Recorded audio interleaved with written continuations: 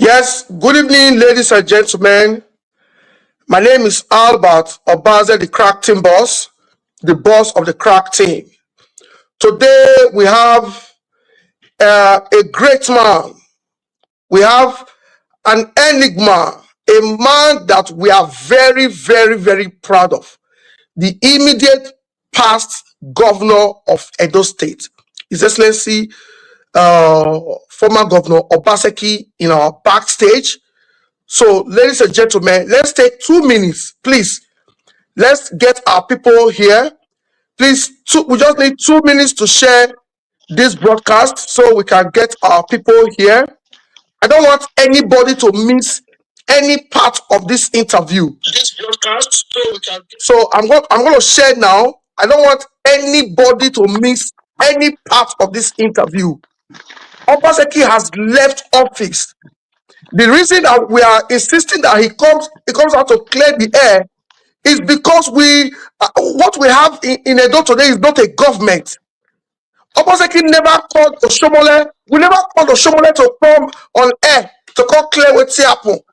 Oshomole never called Lucky Miledio, though Oshomole dragged Lucky Miledio at some point. So what we have in Edo today is a gang. It is not a government. But Obaseki has listened to his supporters. He has listened to the people. And today he's here. Please share this video. I'm already getting calls. Please, I'm not going to take calls from anybody. It's going to be a 1-hour broadcast. We have a lot to say. We have a lot of questions to ask the immediate past governor. So please, in another 60 seconds, we'll be ready. Let me quickly share to the WhatsApp groups. You know, there are people that if I don't share to WhatsApp group, they don't get notification.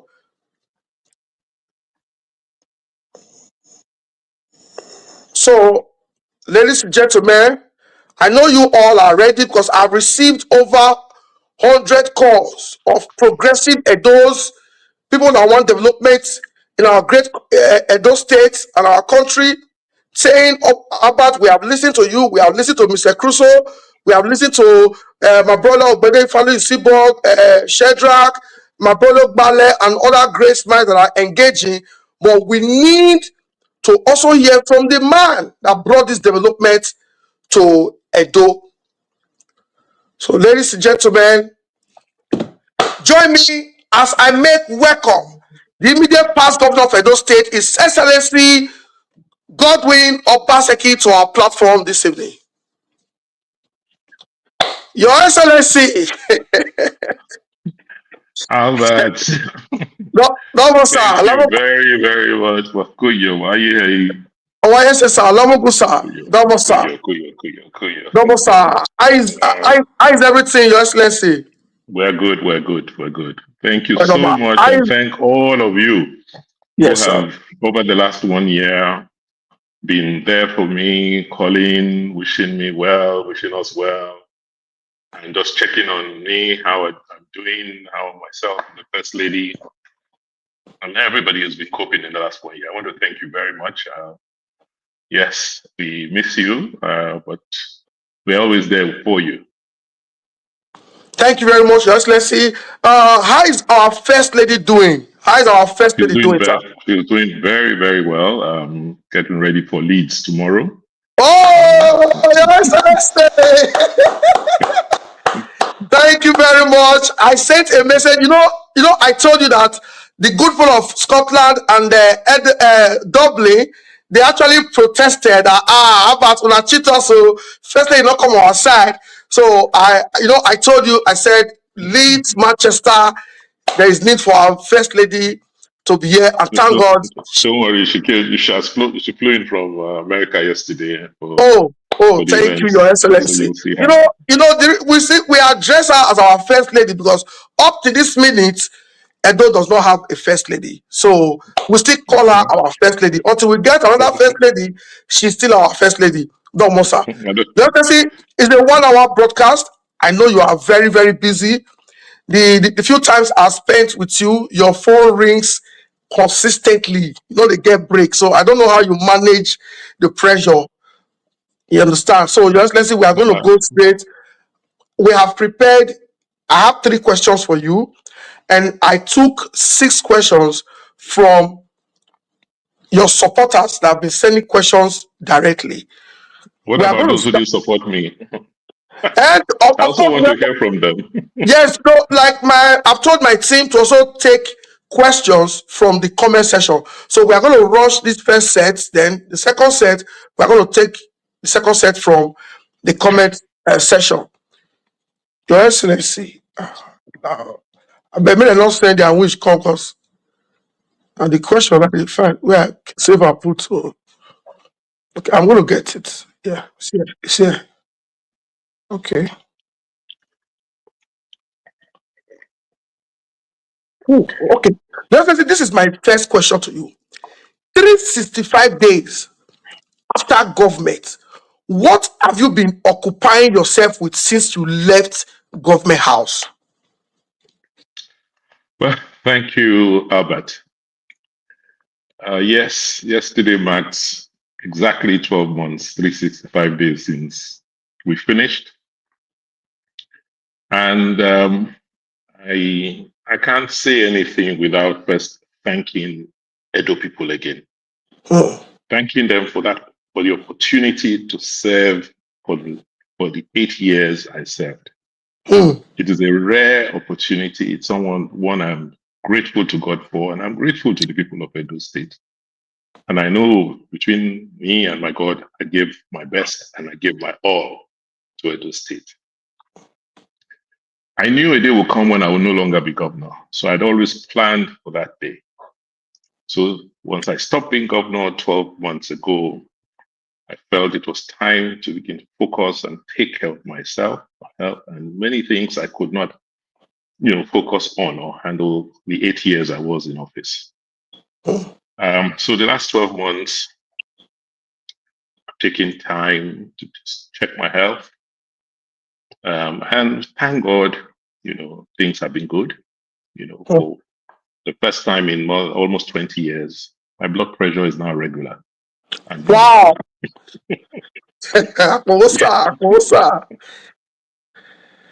I also took time, as I told you, I got a fellowship in Oxford University, the Rhodes Trust, and the Harris Manchester College gave me a fellowship that just gave me an opportunity to sit back and just reflect on my time in office and to just unwind and prepare myself for life after office.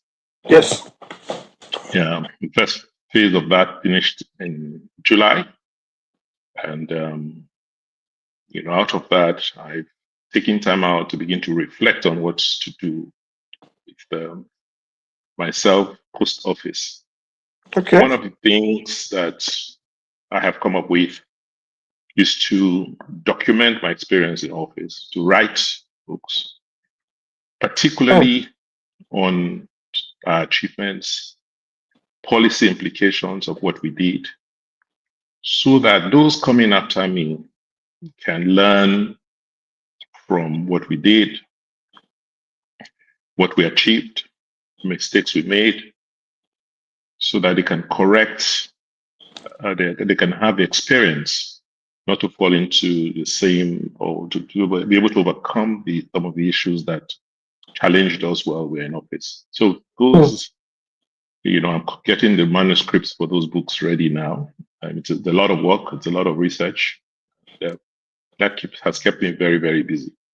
I think for every leader, for everybody who has had the opportunity to serve, it is important that you share your experience with people, particularly those who will come after you, so that they can also learn and not make the kind of mistakes they shouldn't make, but also build on what you have achieved.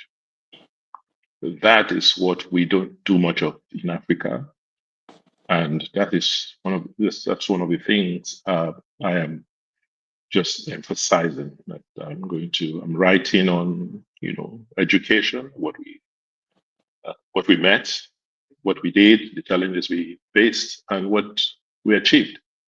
We're looking at, a variety of other policy areas. How we mobilize young people, jobs, focus on jobs. We're looking at culture, how we use culture as a basis for economic transformation. We're looking at the civil service reforms. Those are the things I want to emphasize before talking about, politics. Eventually I'll write about my memoirs about, my activities in politics in Nigeria, but that's not immediate. Let me just first, before I forget, gather my documents together, gather my papers together, and begin to write and put together my thoughts on how things can be better for our people.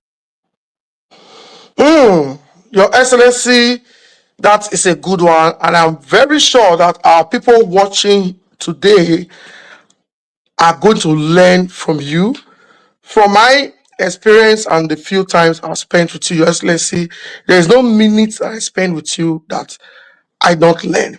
That's why sometimes when we have a private discussion, I say, Your Excellency, this is I'm digesting. Why don't we just make it public so others can also digest the same thing? Because I enjoy speaking from you and I learn from you. Your Excellency, my question number 2.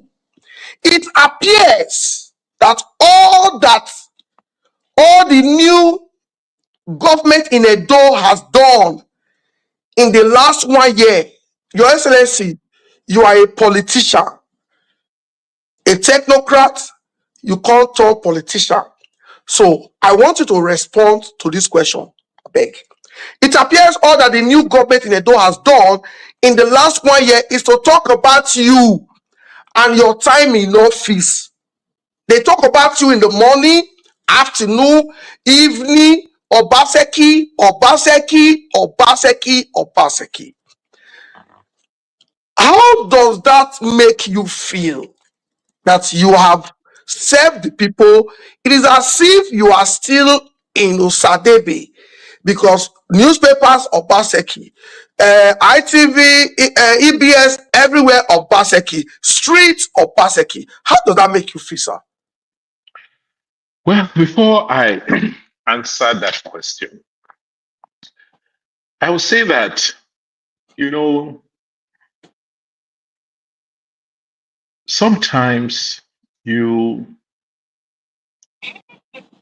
just find yourself in a situation you just thought you never imagined will be. I thought that 1 year after office, we would be building on what I left behind. You see, the purpose of politics is to get political power. And in the process of politicking, you go into contests with other people and ideas.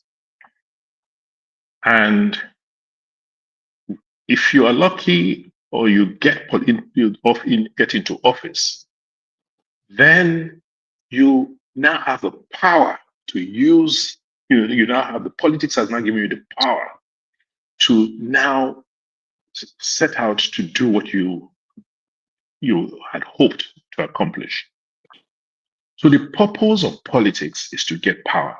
And the purpose of power is to use it either for good or evil. Political power can be very transformational.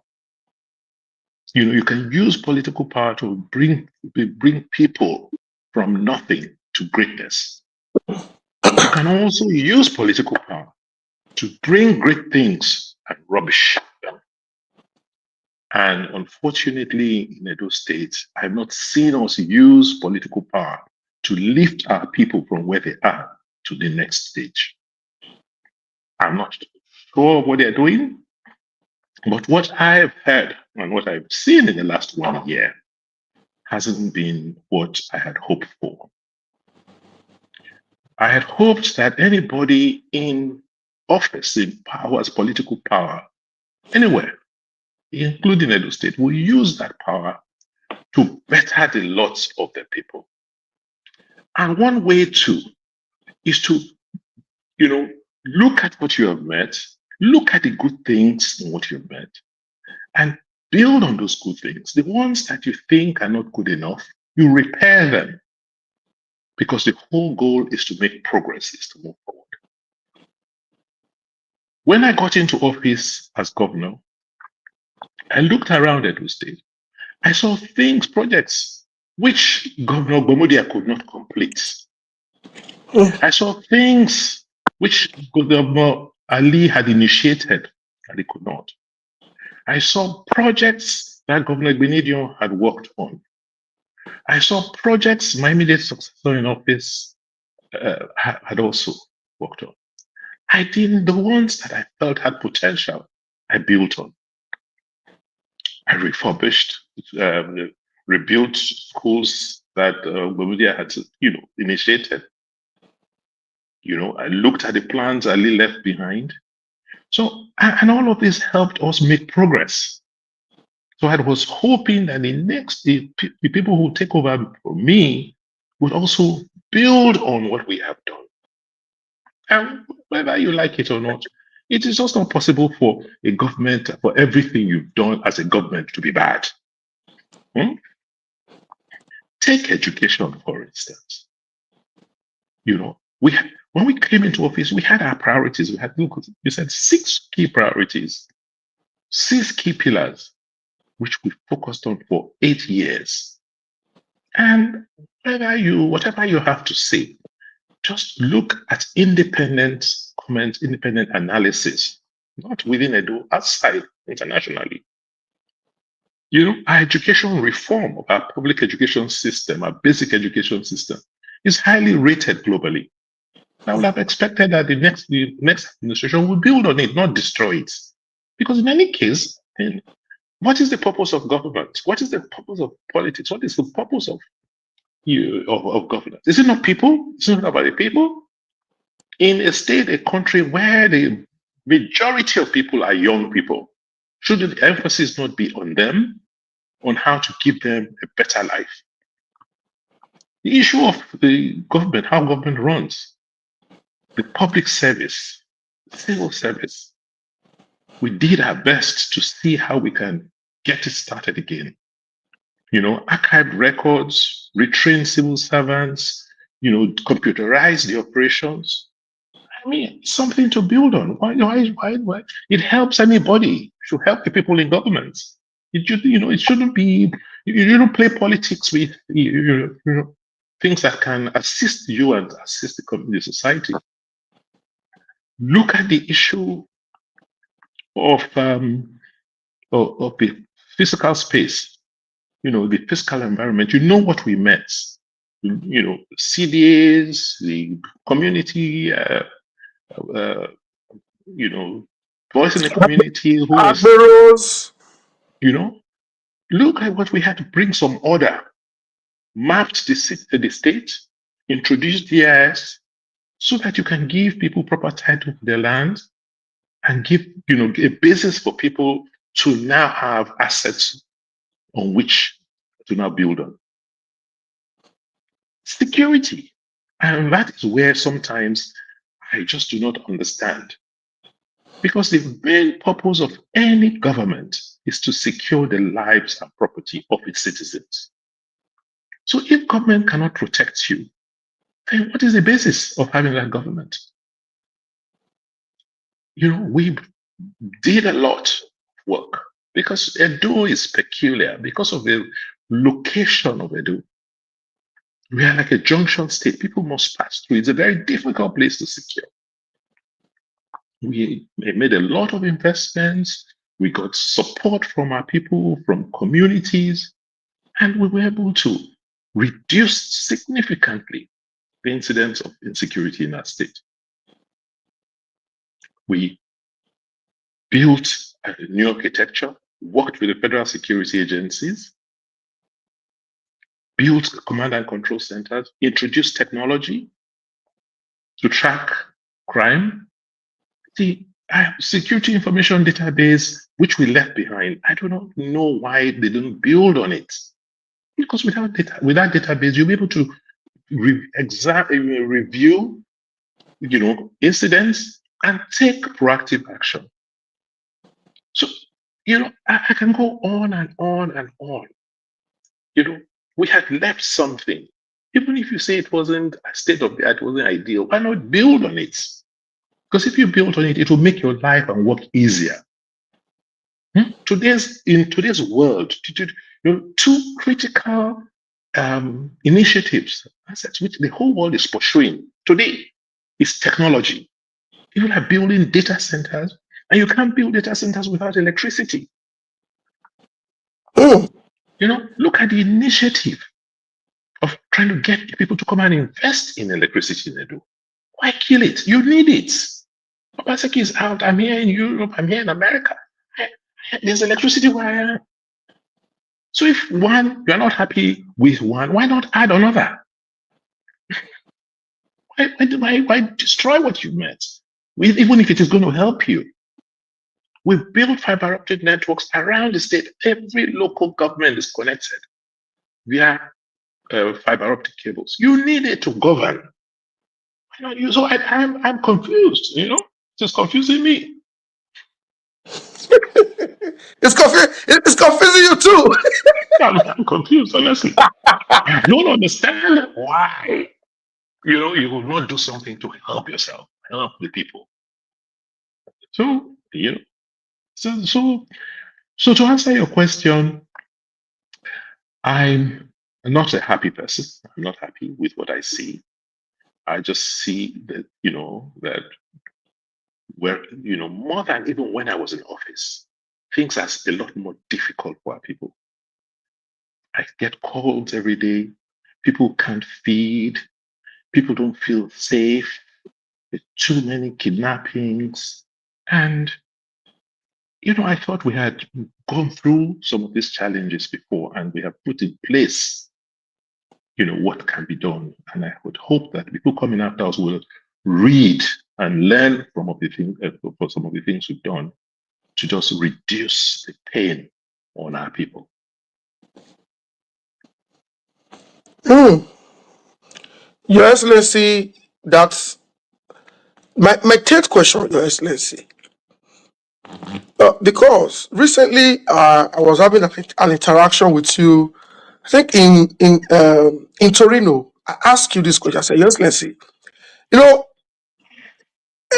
each time I see you, sometimes me say they pity you, Your Excellency. I asked you this question in Torino, Italy. I said, Your Excellency, how do you feel seeing what you built? Like these guys are deliberate to wipe out anything Obaseki built. You told me, you said, yeah.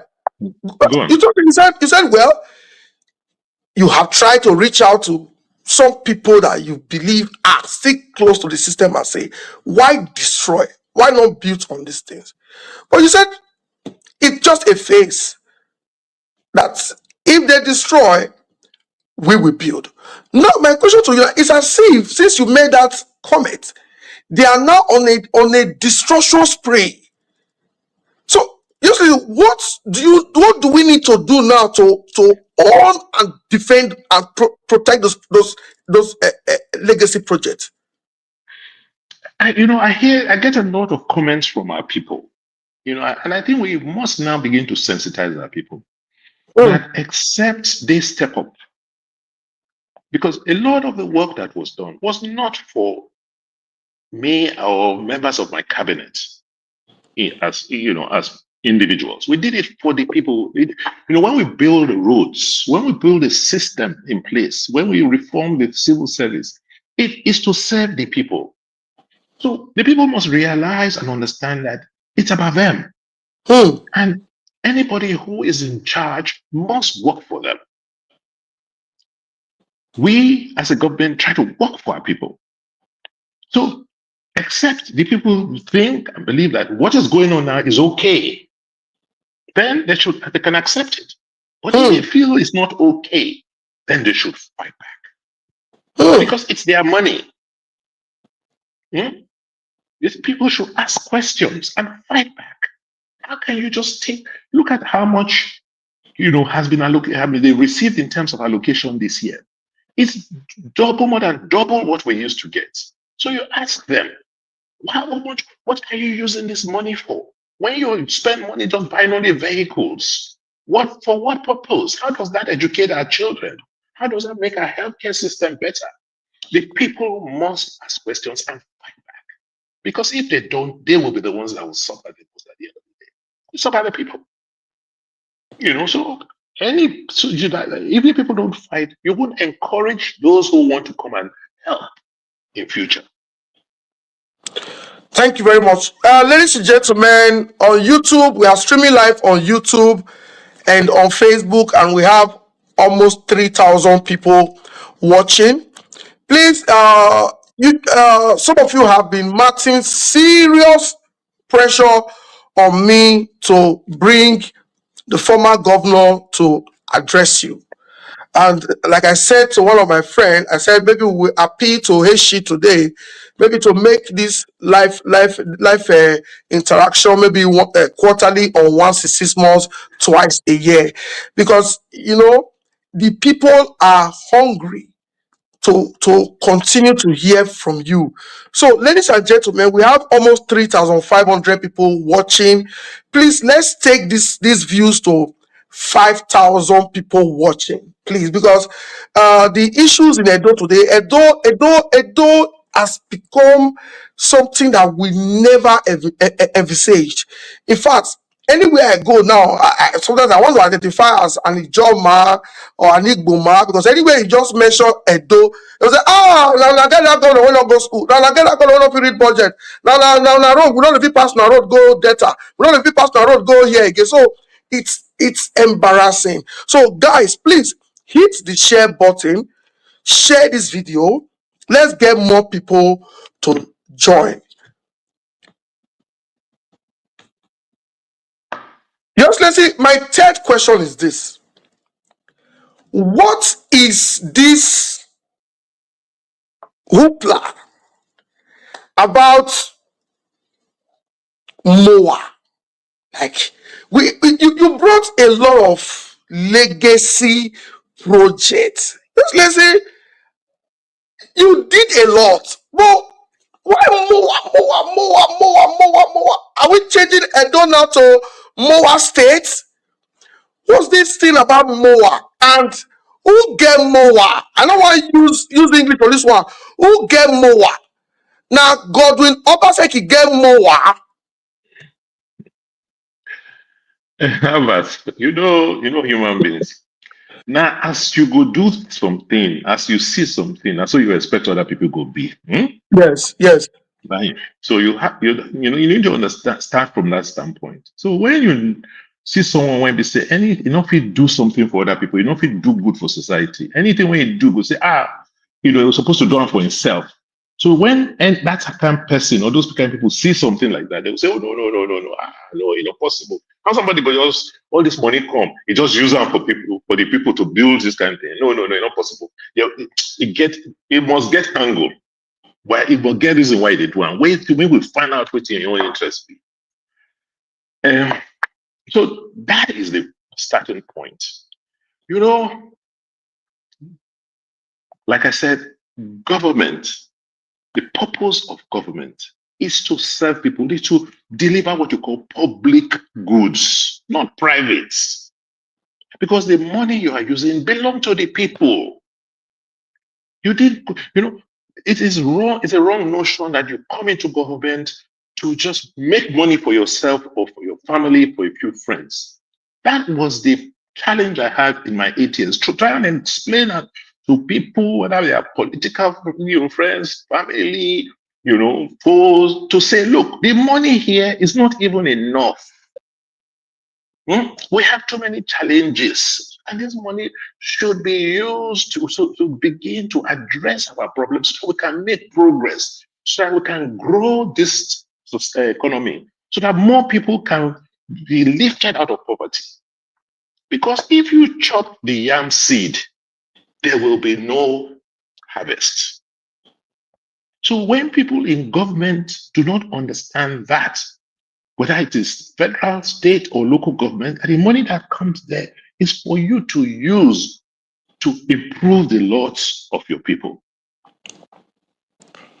Until that culture changes, people will not understand. We will not be able to make the kind of progress we need to make. I've heard several things said about Moa, Royal Museum. And it's really unfortunate that people who should know better are the ones driving this. You know, what I see today is a combination of hatred, envy, particularly from my uh, predecessor in office, and almost ignorance and incapacity from my successor. Otherwise, it is total. What this whole thing about Mowa is totally unnecessary. Unnecessary. You know, something that should give us pride is now something of shame to us. When we came in 2017 as part of our 6-point agenda, and go and look at those documents, right? We talked about institutional reforms. We talked about social and economic development. We talked about protecting our environment. We talked about infrastructure.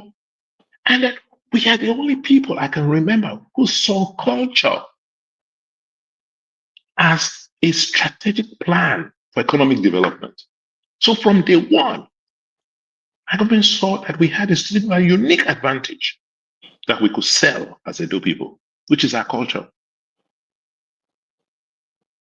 And from that time, we did everything. We had a plan, a strategic plan on how to now make Edo recognized as the cultural hub of West Africa. Mm. That is why in 2017, after I got into office, and we just saw, it's very sad what is going on now.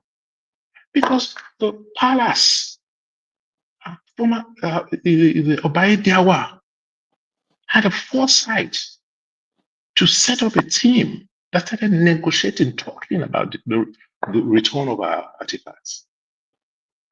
For more than 25 years before I got into office, these conversations were going on. And when I became governor, I asked, why are we not making the progress we're making? The federal government and the palace were the ones at that time. And I said, no, the state government wants to be involved because Abuja is very far away. And the palace, with all due respect, is not a government. They don't have that also. So let us come in and intervene between the palace and the federal government in these conversations. And we joined. We joined the Benin Dialogue Group, which was a group of curators, curators in Europe who are holding, Benin artifacts. So between 2017 and 2019, we attended the meetings, tried to understand what the issues were, and we started addressing their concerns. I remember specifically in October 2018, I attended in Lisbon a meeting of the Benin Dialogue Group with members of the National Museum and Monuments and representatives of the Palace of the Benin, led by Professor Gregory Akenzwa. And at that meeting, I told them that, okay, fine, if you're concerned about returning these works, can we address those concerns? Oh, what is concern number one? The works are very fragile. They are, we don't want. We're careful. We don't know how you handle them. We say no problem. We will work with you to build facilities at home, to preserve and manage this project the same way you managing these objects. Oh, okay. Who do we return them to when we come? I said, how are you? There's a government. When you took this project, when you stole these artifacts, there was no Nigeria at that time. Now you have Nigeria. So you just with the Nigerian government. So at no point in time did Edo state government say they wanted artifacts, or I said no. It was also facilitate the process so that we can get some of these items back and then use them to attract people to for our state to say we have something unique which the world recognizes. So in 2019, and then after that meeting, I said, look, we cannot be discussing these objects in Europe all the time. All of you come to Benin. And by the time you come, we will got ourselves together. We will please get ready so that you can see how you can cooperate with us. I came back, I reported the meeting to Father Monoba Nedu, and I explained what was going on. And he said, in 2019, the curators all came to Benin. They met in Benin and we showed them the plans and they gave us ideas on what we should do. Unfortunately, 2020, there was COVID.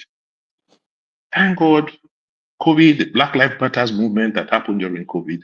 By 2021, there was this whole mass movement about, things affecting Black people globally. So that encouraged and supported our call for the return of those works. As part of our strategy, we said, look, we have to first create the enabling environment to support art and culture. And you can see what we did. If it's a Survival Creative Hub, was it not abandoned warehouses of Observer? What did we do with it? Transformed it. The Oba Council Cultural Center was staying idle for years. It had been given to the palace. I said, no, please, let us pay you back and let us bring it so that we can use it to encourage, drama, acting, which it was originally designed for. And I don't know whether you still have it. There's a plan for, the whole cultural district as part of the Benin Master Plan. Yes, I have it. Yes, it's on the screen, sir. Okay, that is the Benin Master Plan, part of the Benin Master Plan, the cultural district for the Benin Master Plan. And if you look at it, right, it was supposed to be a plan that would redefine the city center, right? Yes. Redefine the city center. You had the institute with the Moa Institute. You have the Rainforest Gallery. You have the 1897 Memorial. You have the National Museum. You have the Royal Museum. All of these have been planned for. Yes, you mean the Royal Museum is in this plan? You look at number 2. If you look at it in the legend, number 2 is the Royal Museum. Because Obanaba at that time told me that he had acquired the land across from the palace, which he wanted to use for that palace, for that museum. And in the 2022 budget, in our annual budget, we put money to support culture. And I said, well, we're going to, just as we've contributed, if you come up with your good plan to work with government on culture, we will support. That's why we supported BOA, we support the National Museum, we support, any activity that you promote and boost Edo as a cultural hub. You recall, we introduced the whole idea of the Edo Film Festival. Yes. You attracted Nollywood to Edo because as a people, we're very, very creative people. So our culture is just not only about our bronze works, it's about us as a people. And that is what we wanted to show to the world. So with MOA, we were able to show foreign institutions, the British Museum, the Berlin Museum, that we had a capacity, the governance arrangement, that if they worked with us, we will be able to build something that approximates to what they have in their country. And they will have no reason not to trust us to bring some of those items back to us. And they were quite excited to support us. So I really do not understand why we have all of this, this crisis. It's totally unnecessary. Yes, look at yes. Go ahead, sir. No. I mean, what I heard is very, very shameful of people. You had visitors, people who have never been to Edo before, come in. Edo's like trying to take over the whole issue of art from Lagos. People finish from ArtX, and you're supposed to come to Edo. And this is all supposed to be preparatory to what with celebrations over Christmas, bringing in visitors, and then people hoodlums go and attack them. Why? Why? For what purpose? So even if it is even true that something wrong was done, is that the response? How can you attack visitors on your land? I mean, in today's age, people still behave like that. Edo people, I know, it's really sad. Really, really sad. I don't think we understand the damage that has been done to us as a people. It cannot be about Obaseki. It cannot be about Moa.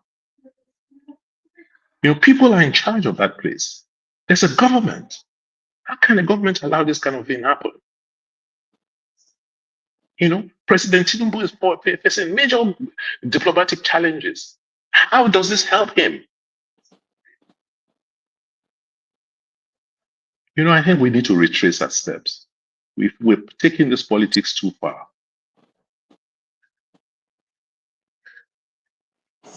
Yes, Nancy. One of the areas that I want us to touch on this more, yes, let's see, is the narrative out there that the plan for MOA was originally Benin Royal Museum. That you changed it from Benin Royal Museum to Edo Museum of West Africa at MOA. Later, you removed the E. Now, what we have is Museum of West Africa Act. Can you clear this part? Because this is where our people are really getting sentimental. Like, you said you were going to build museum for Oba, you not build. You said you want to build Edo museum, you not build. Now you call turn out to private museum that you took what is supposed to be Oba to build for Oba to build a private museum. Well, first and foremost, I think it is wrong, very, very wrong. And the role of Edo State, the government under my watch, was clear. There are certain things we said we would do, and there's a certain way we did the things we said we would do. Building museum is not a priority for the state government. I cannot take money to build schools, to educate children to go and build museum. What I will do is to use that money, create an environment, and those people who know how to build museums, who can raise money to build museums, I will collaborate with them to build the museums in my place. Right? Yes. MOA, for instance. MOA has raised over how much? 30 million euros. Does Edo still have that kind of money to put in museum? So why would I say I want to go and build a museum? If I have that kind of money, I won't use it to build museum. I'll use it to build schools. I'll use it to build technical colleges. But if someone says, look, I can raise this amount of money, but we want you to show that you are going to support, that you will support this initiative. Give us land. Give us a supportive environment. Put some small counterpart money to show an interest so that tomorrow if we come, it's not only our money that will, as if they knew this kind of thing will happen. We do that. The National Museum, even the federal government this state government, did they not take money to go and support UBTH? Is it not a federal institution? Do they own it? Did they change the name? No. I mean, so when people talk like that, they just nonsense. It's absolute ignorance. At no point in time did we say that. We carried the palace along. And then we say, look, we'll have more say. If we have something which represents the federal government, state government, and the palace, they see us as united as we're dealing with these Oyibo people. They will see us as one. And they won't have any excuse. And these Oyibo, they try to play divide and rule. Many of them don't want to return these items. So they will be looking for cracks. And I knew this. That's why I said, look, let's all come together. Let's set up a trust. Let the National Museum be there, Edo State government, and the palace. That's what we started with. Said, Palace, please give us a nominee, give us a trustee. Government will put a trustee. National Museum put a trustee. You foreign museums, bring your trustees. That's what we had. I suggested the Crown Prince, gave him a letter. He took it to his father. His father gave him his blessings, and he became a trustee of the trust. Just please, 1 second, sir. 1 second, sir, because listening to our monarch, the Oba of Benin, he actually lambasted the son, like, you know, that. I don't want to get. I don't want to get. I don't want to get into that. I want to tell you what I know. No, I'm going somewhere. And this part is very, very. You need to clear this part. He said, yes. You brought a letter. That the son was excited, you know, that you brought a letter. That you actually wanted him to sign the letter so you can have the artifact. No, it is not true. That is not a correct narrative. Whoever said that is not true, and I'm not sure the monarch would have said that. Because what happened is, you see, we had to set up a non-charitable trust. When you are dealing with foreigners, they're going to be putting money. They want to see transparency. They want to see, understand, this is donations, but they just want to make sure that they can see through the money they brought in. And say, fine, we will also show them that we are straightforward and open people. So we will join you and set up this trust. And so, okay, when you set up a trust, you have trustees. Yes. Right? It's okay. Federal government, please nominate a trustee. State government, nominate a trustee. Palace, nominate a trustee. You foreign donors, nominate trustees. That was at that point. She wrote. I said, okay. Being a young, very intelligent man who, let the Crown Prince represent. Have you be the trustee from the palace? And give him a letter. Appoint him as trustee. I gave him a letter suggesting him as trustee. And if there was no objection. There was absolutely no objection to become a trustee. That's all. And this was just a trust for setting up this institution.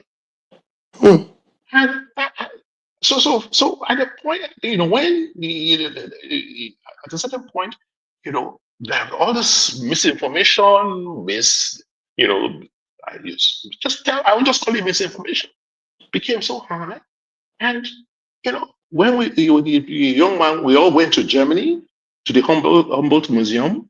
That was where this whole thing had hit its peak. And I don't know what happened internally. And the monarch was not happy. But we've tried to appeal to say, look, this is what it is. And they then said, no, they didn't want to be part of that trust. I said, okay. If you don't want to be part of that trust, what do you want? He wants to have his own royal museum. I said, no problem. We will support. The more the merrier. And I understand that he then acquired land opposite the palace. Yes, remember. And we then said, we will contribute. A committee was set up. And it's very intriguing because I've not heard from any member of that committee. Their meetings, what they decided, how they decided, what the cost of the museum was going to be, the plans, the drawings, because before we even gave the approval of land or support to MOA, we demanded for all of these documents. MOA is not my own. Just like many of the other things we invested in are not ours. But as long as it was going to be bringing good to Edo State and supporting and growing the economy of Edo State, it was incumbent that the government should support them. Government money alone cannot develop the states. In every part, government money is just a lever, just what you use to leverage monies from the citizens. Government does not have more money than the people. Just let's see. At what point did it change from a MOA to MOA? And why? As far as I'm concerned, I am not on the trust of I'm not a trustee of MOA, right? My role as governor government is to support institutions. What they call it, whether it is MOA or something else, what is my business about that? Is it my own? That's their own internal decision. If you say, okay, it is Royal Museum today, or no, it is now Obama Museum tomorrow, what is my own? Whatever you call your big, important thing is the objective. You say this is what you want to do, and we agree with it, and we'll support you.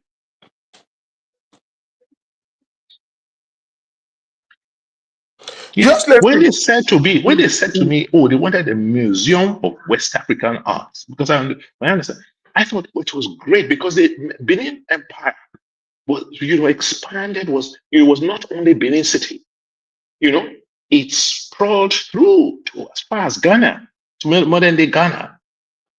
And for me, if you think about it from a marketing standpoint, globally, it makes sense. Someone in America, someone in Australia, who understand that, oh wow, there's this museum that represents West Africa in a place called Benin City, right?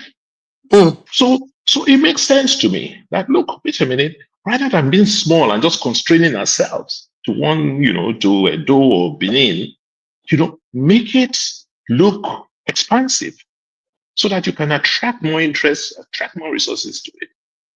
Is it not? The important thing is that it is located in Edo State. In Edo State. The benefits are going to be enjoyed most by Edo people.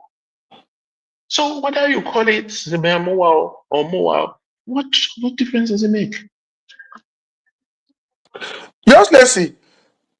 Can you just take us maybe in few minutes what Edo people stand to gain? Because what these opposition guys are trying to do, I think the only ministry or department the current government is funding in Edo today is communication, social media, to misinform the people. I don't hear much about education, agriculture, health, power. What they just do every day is media and buying of vehicles that they don't need. They are not saying that that our land, the land is worth 11 billion. Hey, our money. Not be Edo people get down. Not be Edo people get down. Just let's see. What is the benefit of Edo's? Not Benin. Edonia, the three senatorial districts. What is our benefit in this massive investment? First, that somebody in the world will take almost 30, in fact, going to about $50 million and come and invest in your land. How many people, how many states, how many communities can attract that kind of investment in Nigeria today? With that investment being there, our plan, if you look at the strategic plan, we expect if you as Edo have 500,000 people, just even start 100,000 people every year that just come to say they're coming to come and see this museum, see what is there, participate, and each of them spends 10,000 or 100,000 naira. How much is that? That's huge. They will come. Will they not eat? Yes, sir. Will they bring their food? No. Will they not stay in hotels? Yes, sir. Will they not go around and spend money and buy things? Yes. Just take this event that these hoodlums went to disrupt. I understand that almost every hotel room in Benin City was booked for that event. Right. How much would they have earned for just that weekend alone? All the taxi drivers, Uber drivers, Eagle Streets art makers, cafes, restaurants, boutiques. But they will need clothes. They will need clothes. See how much that would have come in just one weekend. Then they would have gone, told their friends. See, that is how it would have started building up. So that you don't have another economy that is not dependent on oil allocation from Abuja. At least the money they will come and spend, the tax you will receive, will be local revenue. You know how many countries in this world depend on just tourism revenue? Why can this? How does it happen? This is one of the things that could lead to that. We're looking for jobs. When they come in, you have young men and women going around showing people things. Look at the injection into your economy. And that original capital is not even your money. I think we are more than this. We should have advanced beyond where we are now. This is just unbelievable. It's unbelievable that even any Sanadu person can open their mouth to justify what happened last weekend. I'm ashamed. Honestly, thoroughly ashamed. It's not the state I left behind. Oh, yes, Essie, thank you very much. For me, many people will ask, thank God you are here today. Many people will ask and say, not be small money, the former governor give about to make Abali fight like this. So, Your Excellency, last year I was in Greece. I visited Santorini, I was in Mykonos, and I was in Athens, the Acropolis. Yesterday, while the tour guide was taking us around the Acropolis, showing us places, at some point, I knelt down to pray for the success of MOA. I still have the video. I posted the video some days ago. I prayed in that Acropolis, Athens. I said, God, give us MOA. Just let's see the flight from UK here to Greece. My wife and myself were the only black people, all white. They were so excited to go to Greece. And we bought stuff. People were calling me, buy me something. We shopped, we spent money, we stayed in a hotel. So when I come out every day to fight, to go extra mile, to fight for this MOA, for this tourism, for this thing to work, people don't understand. Because last time I was in Rome, we visited tourist centers. So some of our people, they don't travel. What they just do is they grab people's land, build 4 flats, build 2 flats. That's all. They don't travel. You can see my next question to you, because we don't know when we are going to get you, sir. We have over 4,000 people watching as live as we're speaking to you now. Over 4,000 people watching.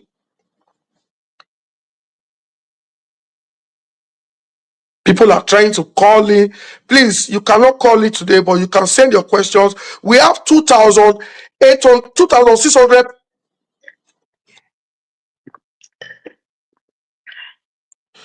We have 2,600 people watching on Facebook, and we have over 1,500 people watching on YouTube. In total, over 44,000 people watching you live. Just let's see. My next question is,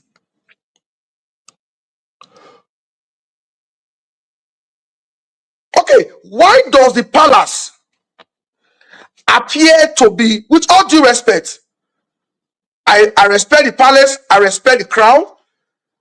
I want to know, Elamo Gutsuwe, I'm from the palace. Why does the palace appear to be so bitter with you? I don't know if you want to respond or you want to just ignore this question, but I see that fight. I see that bitterness against Obaseki. What happened? I'm surprised. I'm not aware that they're bitter. I believe they are. Maybe you want to find out from them why they are. No, we want to know if there are. No. If there are things you did that maybe we are not aware of. Like I said, I'm not aware of any bitterness because until I left. But are you aware that you were addressed as one Hitler? I don't know if you saw that video. Your name was mentioned.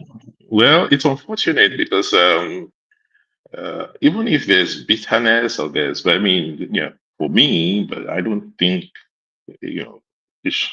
I don't know why, and I don't even know why it should be expressed that way, because leaders must be able to express themselves and carry themselves in a certain way. So I've not seen it, I'm hearing from you. If it is true, then it's really unfortunate.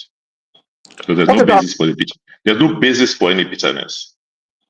Thank you very much, sir. Next question.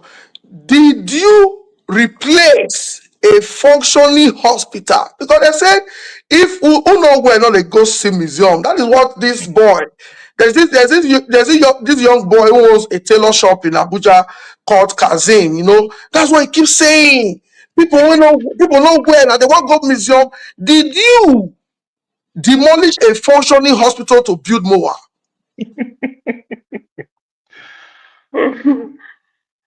First and foremost, we did not demolish a functioning hospital. Okay. We demolished, somewhere that was derelict that used to be a hospital. What's the word? Derelict. Derelict. That is, the thing has become dysfunctional. It has become. When we got there, most of them were abandoned buildings. Okay. Yes, there was a hospital there, but post-COVID, we decided to build, a world-class hospital. Not just build a whole hospital. Create what you call a medical hub, like we have the education hub. So if you go to Stella Obasanjo, and this is where, this administration, I am sorry to say, I have never really tried to address them, but the action they've taken about the health of our people, let me be kind and say leaves so much to be desired. Because the Stella Obasanjo Hospital, which we rebuilt, if you go there today, and I challenge them, they should get Edo people, not just independent people, to go with them, to open up the place and see what you have there. And they've locked up for 12 months, have the best laboratory in the South. It has an MRI machine. It has CT scan. It has an ultra modern, mortuary equipments, which this government has suddenly abandoned. They refuse to pay the contractors. They are focusing on the administrative building that will house Ministry of Health. The hospital is ready. We signed a management agreement with the best hospital group, Cedar Crest, owned by an Asian man. They terminated it. The health insurance arrangement we put in place so that ordinary Edo people can afford the kind of quality health care, they've abandoned it. And I'm saying, why are you doing all of this? Why are you punishing Edo people? What have they done wrong? For 1 year, you shut down a hospital, you refuse to open it. Even the power supply, you cannot run a modern hospital today without reliable energy. We built a substation there from Osiomo. Now you have terminated the arrangement with that. How are you going to power the hospital with generator? This wickedness is not good. It is not good. Even if people did not vote for you, don't treat them like this. Try and win them. Maybe they can consider voting for you in future, but treating them like this is not right.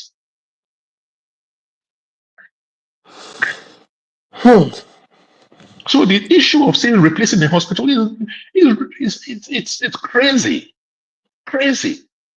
People should be talking about how people could have, we're so wicked to now and not allow a world-class hospital to open and function. Now I hear they are now pilfering and stealing some of the equipment there. Why would you do this? Why?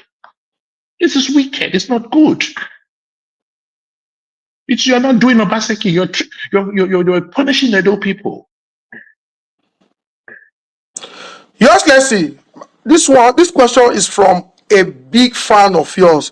He called me all the way from Australia. He called me and he insisted, because my plan was to just ask you 6 vital questions, because if we stream for another 4 hours, people will be asking questions, and we have taken 3 questions from the comment section.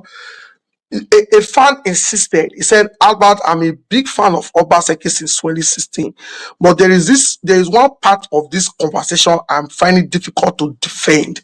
I know you don't talk, Crusoe don't talk, Ogbede don't talk, Shedra don't talk, Bale don't talk. Please ask Heshi.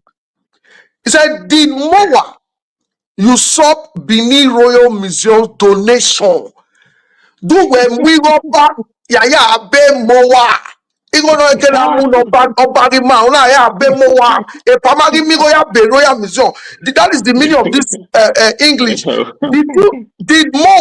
Did Moa usurp Benin Royal Museum's donations? First and foremost, thank God he's in Australia.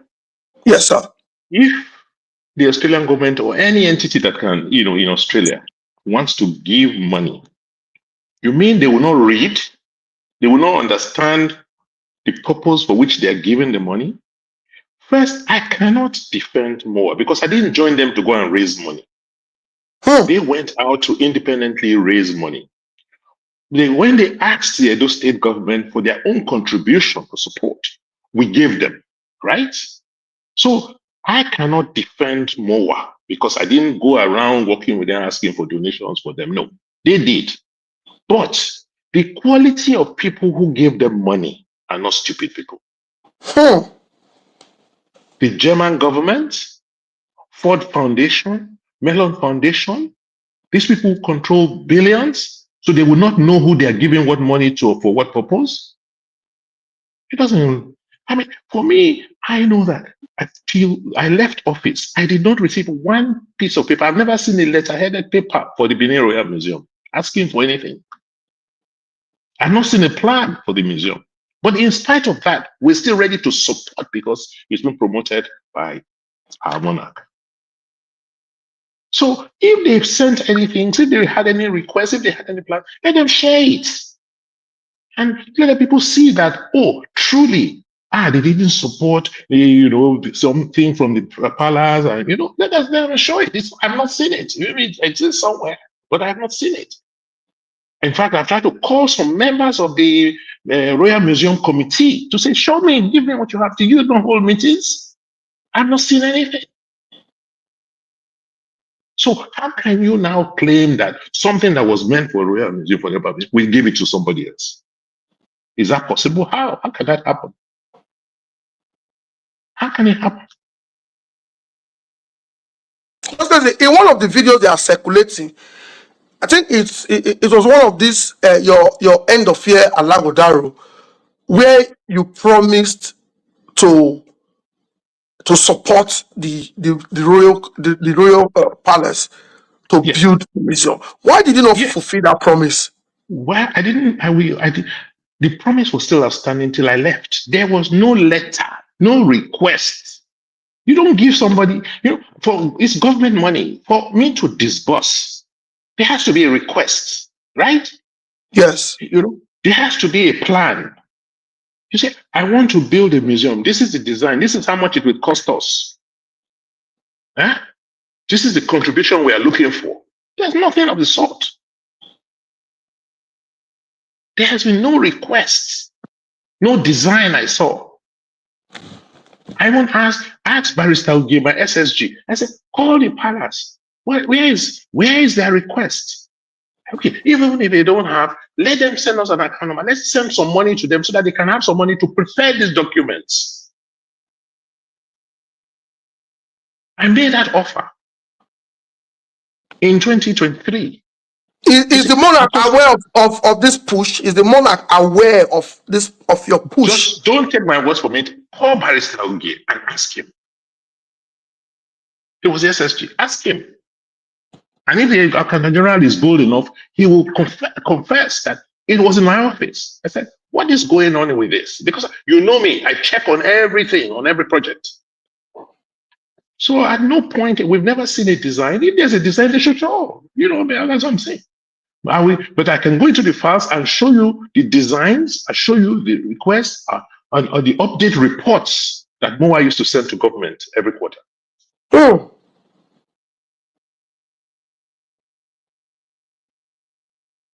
Because when I was in government, I knew that when I leave government, because of the way we run government, that questions will be asked about everything we did. That's why we prepared that 800-page report. 800 page transition report. And I said to the incoming administration, come, let us walk you through this report And the first meeting, they were asking for sitting allowance. Yes, my team were there. They refused us to stream the. So they refused to. They refused for us to hand over and to show them what we have done. They were just looking for money and asking for money even before they came into office. I have 3 more questions. In the next 10 minutes, we should be done with this interview. Okay, let me just ask the last question so we round up this MOA because it's clear. And after today, I won't stress myself to explain this MOA matter again. Maybe Mr. Cruz could come in the attendance community and not there, because if anybody asks me about what did happen, I say the carry about money go bid. I say please go to my YouTube. The video is there. Buy data. Go and watch that video. Your Excellency, there is this thing going on now in Edo. You know, the today get time, but with the social media, there is this, I think, little disagreement between our monarch and the Crown Prince Ezeleka.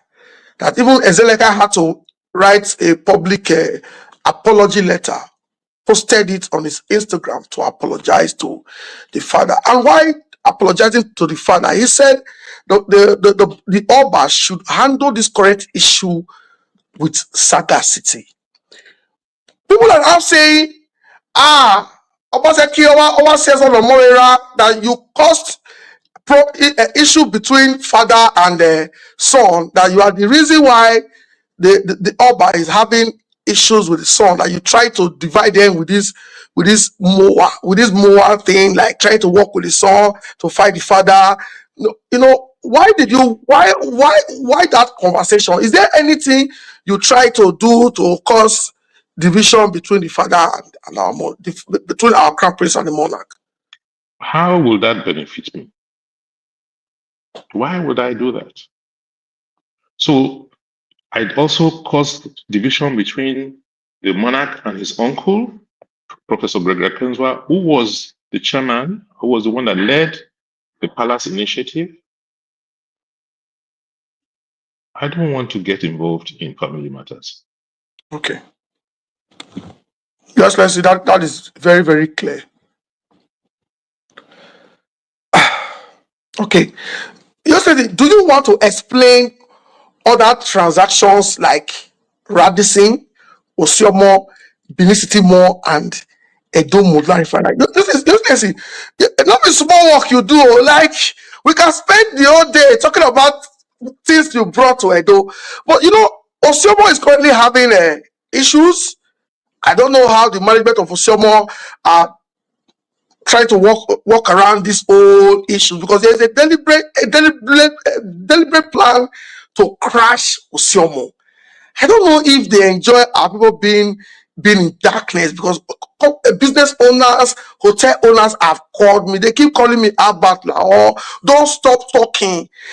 In fact, maybe next time we'll be part of the next politics, because for us, we say we'll not be politicians. Now, the actions of very few politicians are now crumbling their business. I don't know if you would like to explain Radisson, Osiomo, Edo Modular Refinery, Benin City Mall. Just touch it small. Please, when they call you again, tell them that they must now begin to speak. Because maybe we more business owners, people who are affected, those airport taxi drivers who don't have enough businesses, those people who cannot start, they should speak up. And until they speak up and act, they should not blame anybody. Do you understand? A few people can't carry the burden for everybody. The people who are creating this problem, there are a few, you can count them. They are not up to 2,000 or 5,000 of them at most. No, they're not. So I don't see why 5,000 people can create problems for almost 3 or 5 million people. So if those if 100,000 people rise again, today, they will all run away and they will behave properly. So don't cover up for them. Let them speak up for themselves. If you don't have lights, and you must speak up, you must act. You see, because if few people can't carry the burden, why you, Albert, And look at the threats. They keep threatening you as if it is your own personal agenda. How much are you making? You're not making money out of this. It's because you just care. So you must now get our people to act for themselves.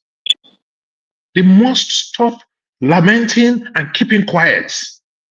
They must now rise. They must speak up. At the minimum, they should talk. I think what some of them have explained to me, that under your administration, you were open to harsh and constructive criticism. In fact, we didn't even hear much of constructive criticism during your administration. It was all harsh. Obaseki, and you didn't go after anybody. So what they are not saying is that this government is a government of hoodlums. It's a government of the tigers and the lions.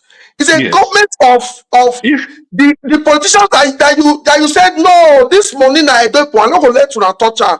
Now they are not the one controlling the system, and they are ready to kill anybody to remain there. So they say they are scared. How many can they kill? Now you will be scared and you will die in fear. How many can they kill? How many? So people should just learn to be bold. I tamed these lions and tigers. Where were they when I was in government? Yes. So, and how many are they? How many guns do they have? So people should just learn to take the responsibility for their lives, their future, and the future of their families in their hands. Nobody will do it for you. In all the countries where you've had change, the people have had to come out. So to answer your question, in the case of Osyomo, you people were there in Benin. You knew what we're suffering under BEDC. Yes. Right? Where for months and ends, communities will not have light. Yes. Sir. And then to connect communities, they were asking them to pay all sorts of ridiculous charges, right? And you remember what I did. But what is more important, we then signed what they call a power purchase agreement with Osyomo. We didn't put any money. The investors in Osyomo came and to say, look, if we generate power, will you buy? This is our tariff. And I did the calculation. I said, it's cheaper for me to buy these people's power than to be spending money on generator. And we say, yes, we will buy. We signed a power purchase agreement. When we signed that power purchase agreement, BDC then took them to court. And I had to go to Vice President Shibajo at that time. I said, look at what is going on. I don't have light. Somebody else says he will give us light.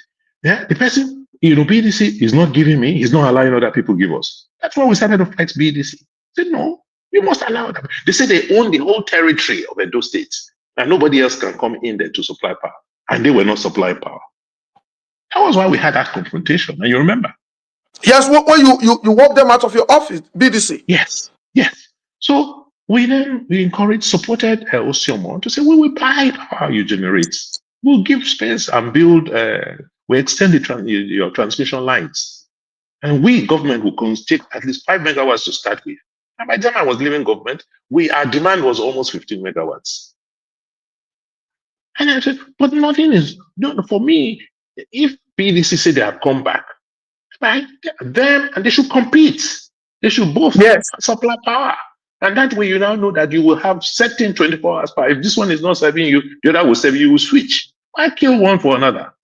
How does that help you? And then I hear now that, because there are things we put in place. Without electricity, you cannot. Take the government offices, for instance, right? How will civil servants who are working on the 10th floor of any of the building, Palm House, or how will they be able to go to their offices without electricity, without elevators? I hear that you can't even pump water into those buildings, so they cannot. How can you have ICT? How can you have Wi-Fi? How can you have broadband without electricity? Is it today, to this day and age, you will now be buying diesel for generators? We had to scrap all those generators from government. By the time we did the numbers, we found out it just made sense. to support private initiatives. And before I left, another group had come. They had turbines. They had about a 45 megawatt turbine in Benin. They were looking for gas. And I was actively working with them. Another different to say, yes, let us see how you can get gas so that you can, because the more electricity we have, the more industries that will come to Edo State. You know, they keep talking about who ownership. Even if somebody owns it, does that not bring food for everybody? Yes. So I think for me, it's just first the wrong focus. You know, you talk about Radisson. By the time, you know, from the day I was inaugurated in my first term, Protea, which is like a 3-star hotel, began to be sold out, right? The flights coming to being full. So each was, you are building a museum, you are bringing in all palm oil, investors from palm oil, MPDC is expanding. So you can see that the city, the state was beginning to see a revival. How can somebody be flying from Europe to say he's going to see a museum, and when he gets there, doesn't have a hotel of standard to stay? Does it make sense? No. So for us as government is to also encourage, create an environment for people to. We saw an opportunity with an abandoned project. We took it on.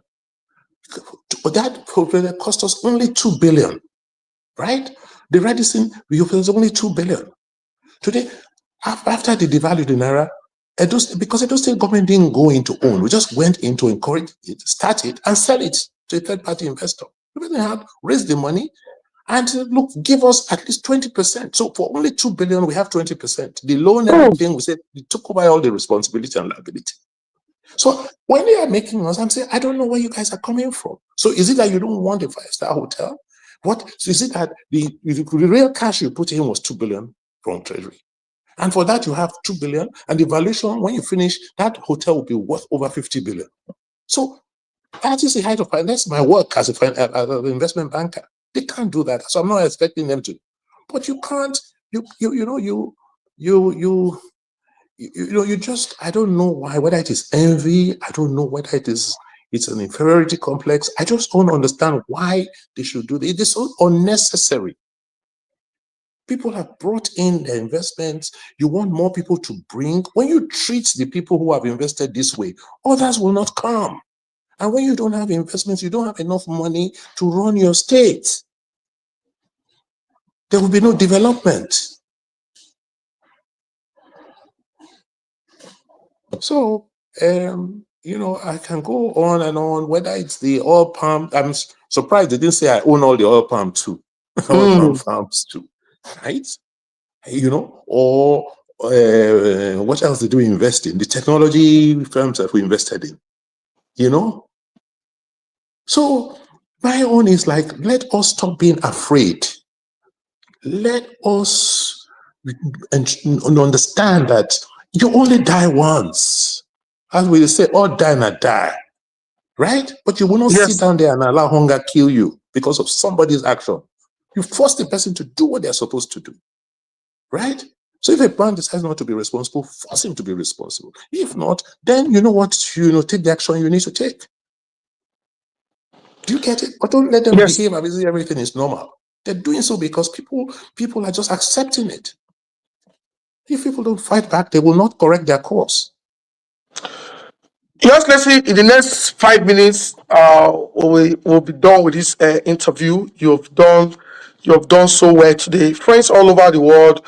We have over 4,200 people watching on YouTube and Facebook, and I know that for the next miserable 4 years of the B7 governor, he doesn't have the capacity to attract this kind of audience. We have journalists watching from all over the world. We have different people. I'm very sure they are watching us in government house. They are watching us in government house like World Cup. Their party chairman has said they have no gear, they have no brake, and they have no sense. I'm very sure their party chairman has said they have no gear, they have no brain, and they have no sense is watching. I'm very sure the vindictive Adam Soshomole, who wants to encourage this government to destroy everything you built, is watching. Friends all over the world. I think when Aishi said we should fight back, we have started by constantly engaging these people online. You see what we are doing now? We are pushing back.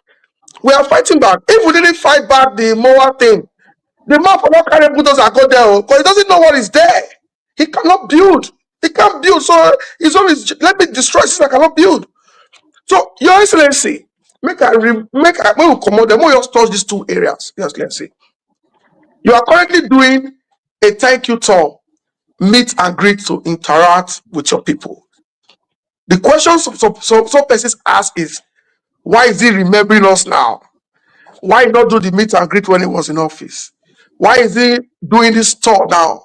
Does he have political ambition? Does he want to be senator, president? Why, why are you doing the tour? We have over 4,000 people watching, and these people definitely are also waiting to participate, to be part of your tour. Albert, like I told you when I started this interview, for 8 years, it was non-stop action, right? I didn't have time for myself to do much, right?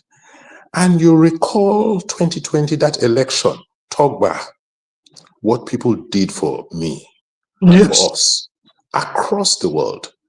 Edos came out and they stood their ground, supported and we won a re-election, right? And between then and when I finished office, I didn't travel. I couldn't go out to meet them, right? And it's not, that's not who we are. I'm not an ungrateful person. So now I have the time. I think I should it's not too late to go and say, I appreciate you. Now I don't need anything from them again. I'm not seeking another election. So this is why I'm going around to say, look, Wawese, your struggle was not in vain. Look at what we achieved. Don't worry about what is going on now. Evil doesn't last. Good times will come again. And also to encourage, when I went to Ireland, I didn't really appreciate how despondent, how discouraged that people had become. Because you see, many of them had started looking at how they will come back home. Yes. Many of them work so hard and they were sending money home to build their houses, to build small businesses because they saw an enabling environment. So many of them had already made plans that within 3-5 years, as they finished and they trained their children abroad, they are coming back home. And I was seeing what is going on at home. And, the kind of, lack of security and encouragement to businesses at home. They started becoming despondent. One of them said, one told me that, my brother, I don't know what to do again. If I had known, I would not have sent all the money I had here home. Now I've sent all that money home. I don't plan to live here. What do I do? So it was also important for me to go there and encourage them. And they said, this is not the end. This will not last. It cannot last because it's not good.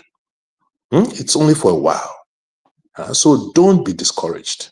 Let's keep up the spirit and let's, watch what's going on and participate. And then it's not going to be long. It's not going to be long. Change will come. Your other question about, do I have any political ambition? I'm a politician, but I'm not going to contest for Senate because I've always said it. I'm not like some people who told me, oh, how can I be governor? I haven't governed 3 senatorial districts. I finish. It's now going to be struggling to represent 1. I mean, God always allows you aspire to something bigger and not only less than where we are at any point in time. So that's not my goal. But the fact that I am not going for Senate does not mean that I will not have the interests of my people at heart. And wherever I have the opportunity, I will not come out to speak for them and serve them. Right. So I haven't had the opportunity to serve, to be governor. I think it's a very unique one. And even if I'm not governor anymore, I should still look after the interest of our people, whenever I have the opportunity, I should be able to speak when I see something that is not right. I should also be able to work for anything I see that will benefit our people. Let's see. I've been in the last, I'm using 2 phones. I'm reading comments here on Facebook. I'm reading comments here on YouTube. Let's see. No question here. Your people are just praying for you. They are hailing you. I'm not seeing any question. I'm not seeing any question. I'm really blessed. I'm blessed to have the kind of people like those people we have. They are wishing that you can even come back to say, if the House of Assembly can maybe amend the law to say a governor that has served 8 years can still come back again to do another 8 years. No. What we should do, Albert, is look for young men and women like you and support you, encourage you, mentor you to take over. Because I'm sure you guys, some of you can do even better work than I have done. Yes, let's see. You asked me this question before. You said, we're here. You asked me this question. The other question you said, you don't ask more. They say, why are you doing this? Why are you passionately fighting for your people? Thank God you are here. Yes, do you know what they are saying out there? Hey! That for them, that is how they see life. It's all about money. They don't see beyond, they don't see the greater good. So don't be discouraged. So friends all over the world, you just heard from our Ghana. He said, people like me. And people like me are out there. See, in 2015, I know they do social media before. I was on this Edo political platform, reading Izeyamu people fighting Oshomole. I just said, okay, let me start adding my opinion. At least I know what they go on for Nigeria. That's why I did find my way doing social media. I never planned to be doing this. So friends all over the world, I encourage you, start speaking. I don't want to be the only popular person on the door space. Some of you are more intelligent. Albert, yes. Let them start speaking. Let them start getting involved. Yes. It's people like you, people who believe, who are ready to work for their people, that should come and represent us. Not what we have now, where we have cash and carry representatives at the local and state levels. Elections are coming soon. Let people that we want to see more public-spirited community representatives, people who represent our community, come out to serve our people. It's not about money. Money will come later. You understand? Yes. It's more about service. There's no greater good than service. Thank you very much, Your Excellency. Let's see. And don't wait. I have more than we know we have what we have today. According to my brother Joseph Bale, he said we have a gang. We don't have a government in Edo today. Imagine a state where you have Jared Tenebe as a party chairman who says their government, they have no gear, they have no brake, and they have no sense. Let's see. Maybe today, because they are watching us, the governor threatened that anytime I enter Nigeria, he's going to send me to prison, that he wakes up at night to watch me, that he learns from me. And this is my organ, this is my mentor, this is my political father, this is the man that I look up to. Please, sir, Okolo says he listens to me and he learns from me. Please, sir, in 60 seconds, I beg, as your son, can you advise these people in 60 seconds? Just as a father, you're their father. It's unfortunate. I just don't have any access because even the Okolo, I've never met him. I've never been in a room with him. I only you have never met I've never met Okolo in my life. So it's hard to, I don't even know, I don't unfortunately have those links with them to even advise. But from for if they are listening, man, it's like, it's all about our people. It's about our state. It's about the future of our state. Tomorrow, when you are no longer there, you will be asked questions. What did you do for the people? That is what, and the time you are spending in office is so short relative to the rest of the time, by the grace of God, you'll spend alive. So you will be called to answer. So just just understand that tomorrow must come. So please stay back, reflect, think, be much deeper. Don't carry another person's hatred. Don't carry other people's problems. Focus on your own. And it is whatever you do or achieve or accomplish, that posterity will judge you on. 4 years is a very short time. And when you leave office, that is when you will see many of the things you did not know. And it will be too late to say, oh, had I known. So my own advice is like this: listen more to your critics than to those people who come around you every day and are hailing you, because they have much more to offer you. I listened. I was criticized heavily, but I learned so much from that, and that was why I was able to do the things I did. And then nobody knows it all. And it's always good to rely on other people. And finally, you must ask yourself every morning, where am I going? Where am I going? Am I on the path to where I'm going?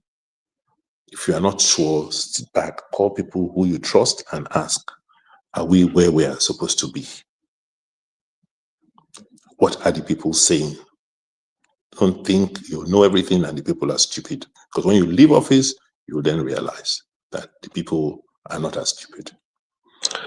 Ladies and gentlemen, His Excellency, the immediate past governor of Edo State, Godwin Obaseki, will be in my city, the beautiful city. Your Excellency, have you been to Leeds before? Not yet.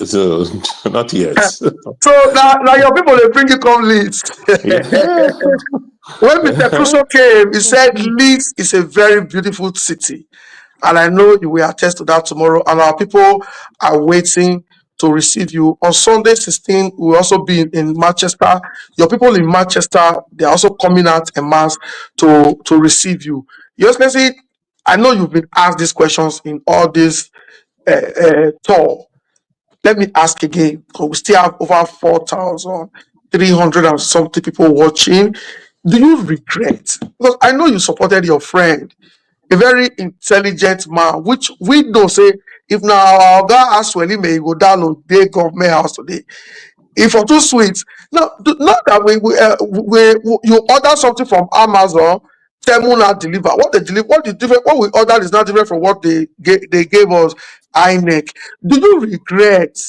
Because some people say, not gonna go support it, sir. Not be Obaseki say it must be ESA. It must be ESA. Do you regret supporting ESA people to save? Edo is one. Edo is Edo. Benin is Edo. Esan is Edo. Akoko Edo is Edo. Afema is Edo. Onwa is Edo. Right? So you cannot say that, why did you support one type of Edo person over the other? I have always said it. Edo is the only state in Nigeria that is named after one ethnic group. We politicians would like to divide each other as a basis for when we're struggling for political power. We'll say, oh, no, this one is this one, is that one, is not from our tribe. Then when it comes to your tribe, you'll say, no, it's not for, Akota, it's from that family. When it comes to your family, you say, no, it's not this woman that gave birth, So they will always look for ways to divide us. Because that is that's how they're constituted, to see how, they're always competing for power and they'll use anything. So Edo is one. Edo must remain united. What we have here in Edo today is how do we put our best forward, right? And Edo has good people from every part of Edo. Akoko Edos have brilliant people, Benin have brilliant people. So it doesn't, I have no regrets that, to build a united Edo, we must make sure that we get every Edo person to participate and feel that they're Edo, that they can be governor of Edo any day. In fact that, like you said, what we ordered is not what we received. No. It should not make us lose faith in ourselves and not make us reduce ourselves to, bickering and unnecessary divisions. Edo is Edo, and there's nothing like Edo. So my final word is that we should look towards the future. Today we know, tomorrow is what we should be more concerned about. We have all learned our lessons. We've seen how certain actions over the last 1 year have brought us to where we are today. The biggest challenge we face, and it's an existential one, is economic growth. How do we provide jobs? How do we provide food? How do we provide opportunities, particularly for majority of the people of our state who are young people? It's not going to be easy. It's tough. And politics alone cannot. We must engage with the people. We must engage with the people of Edo State. So I just want to appeal to politicians that at the end of the day, if we just don't want these things to break down, because if we're not constructive and we don't, put our energies together and focus on improving the lots of our people, if anything goes wrong, we'll be the ones that will suffer the most. We will suffer the most. I don't think we understand how bad things are, and that we just pray that our people don't snap. I know what I saw during NSAS as a governor. I do not pray for our people again. Thank you very much, Your Excellency. It's been a wonderful 1 hour 41 minutes with you. Your Excellency, we've been fed. We missed you, especially our people that have not had you too. I miss you a lot. Yeah, especially our people that have not had the privilege to meet you one-on-one. For our people in Rome, Torino, Scotland, Ireland, Canada, America, they've met you one-on-one. They've taken pictures with you. Trust me, a lot of you have the silent majority, and whenever they call me, I keep telling them, tell the majority not to be silent again. Not to be silent, yes. I said, please, you stop calling me to pray for me and commend me. Use this energy to go to Facebook and speak. I will share your video. Tag me. Oh, me don't tire. Me don't tire. So, obviously, we thank you, and we also want to thank this opportunity to thank our big mommy, our first lady. We will keep calling her the first lady of Edo State because we never see replacement. Whether the one with the order for term will never come, we never see. So she's still our first lady, and want to sincerely appreciate her because you're looking shiny. You are shiny. You're soft. You look 45. So it shows. Mommy is doing great. Want to appreciate you. Please, before our guard go, I want everybody to type Obaseki is a goal. Just type in the comment section. I want to see it. Obaseki is a goal. A marathon is a goal. Everybody type Obaseki is a goal. A marathon is a goal. Thank you very much, sir. Good night, sir. Thank you very much, and I love all of you. I love you. I'm really proud of you. I'm proud of what you're doing, and just keep it up. Thank you, sir. Good night, sir. Good night, sir. Yes, sir.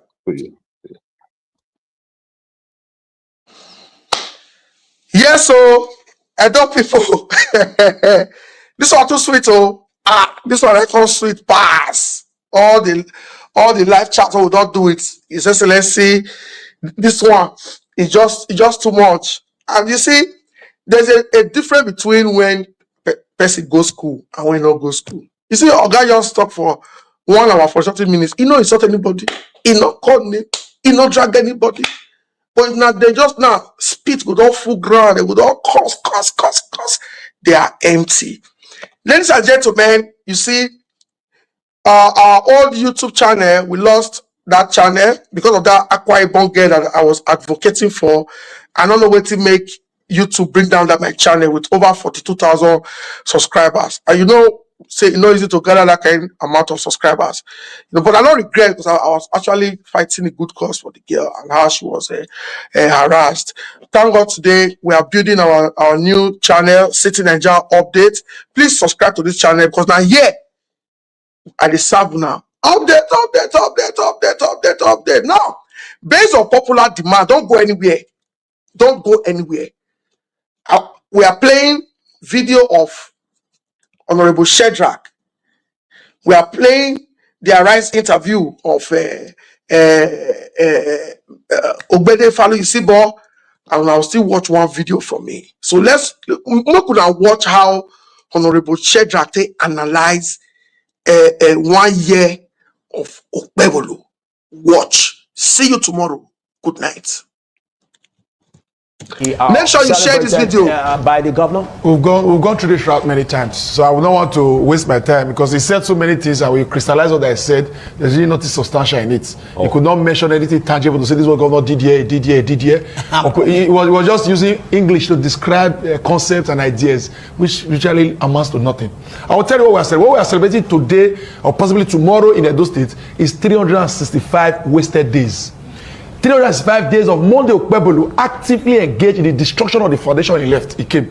But the problem has not focused on providing governance for Edo State. He has been focused on destroying all what Obaseki had done. And I'll quickly run through it so that you will see we're all together. The first thing he did was to bring down the e-governance. Before Monday Okpebholo became governor for Edo State has elevated to be the first subnational in Nigeria to have enthroned electronic governance. A system whereby paper and files were being jettisoned. Governance was now being done on a digital electronic platform to ensure accountability and full-scale transparency. Whereby every civil servant in Edo State was given a laptop and a tab, whereby they could respond to mails and attend to government files and minutes on it for speedy and effective governance. That was a system that Liberia sent people to come and study in Nigeria to see what exactly is Edo State doing, how they are able to meet governance that is being practiced in Europe and America. Monday Okpebholo came on board and gathered that e-governance and threw it in the waste bin. As if that was not enough, when the Okpebholo moved in, there was the Edo Health Insurance Scheme. Before, when Obaseki was governor, Obaseki had put in place an elaborate health insurance scheme that was targeted at giving health, accessible and quality health to the poorest of the poor in Edo State. Pensioners were all enrolled. We could see people go to the hospital, and after they be treated, the bills amounted to about 75,000. Because they are under the health insurance scheme, they were made to pay a meager sum of 7,500, which is just barely 10%.